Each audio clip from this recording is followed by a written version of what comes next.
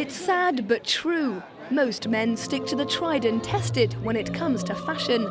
Suits with or without a tie, and jeans with jumpers and shirts. These men don't seem to realise that there are designers out there working tirelessly to create new possibilities, to offer new sartorial visions. Designers who, for example, play with the idea of gender. Way down. It's got to get lifted and cut up into tiny pieces and thrown out into the sky. And we start to need to understand the in-betweens of the masculinity and the femininity and what you just naturally kind of feel right in there and start to let that flow out of you.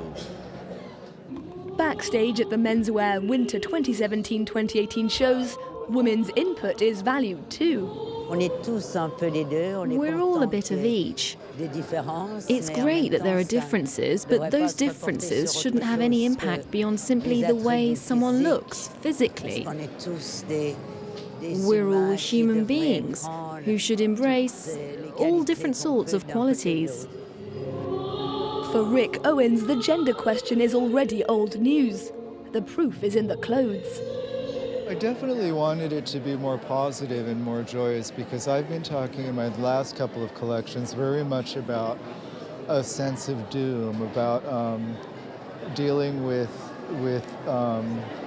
adversity and how do we gracefully confront decline or political or social decline. What I have to do has to be about defiance, defying oppressive, turbulent times. It's all change at Rick Owens. And I realized that the clothes I was making, that once again they were kind of armor to protect us in turbulent times. But that's what clothes are meant to do anyway. Clothes are all about armor and all about protection from fear. I just wanted it to be a little bit more playful and colorful this time. The name of the collection? Glitter. Glitter, it refers to the period in the 70s. It was very much about clothes as a reaction to an oppressive period.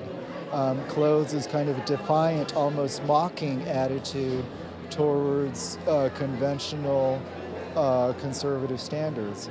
And I think we're in a moment like that now where our clothes have to mock or reject an oppressive time.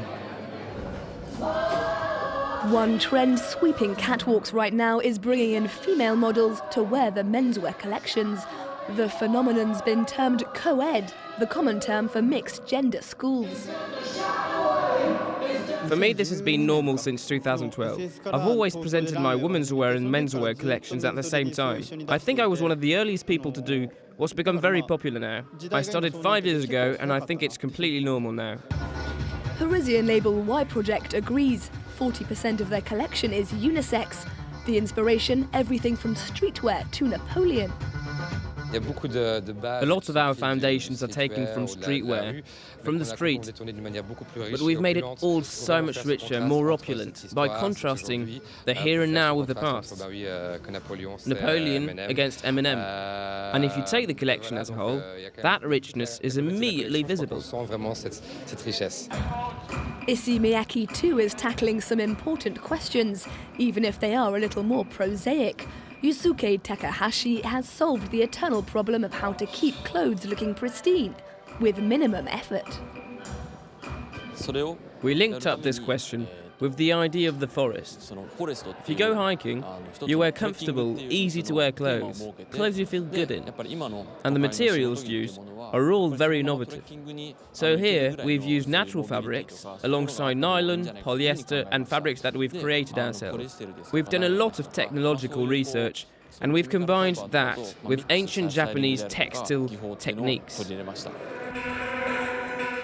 For the Glemarek brothers, it's all exposed seams and deconstructed collars.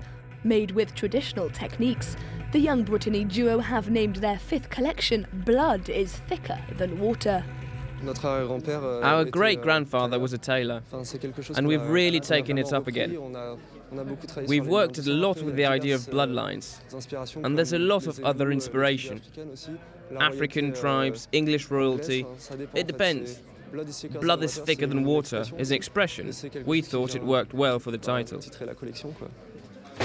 And let's finish with a spot of music.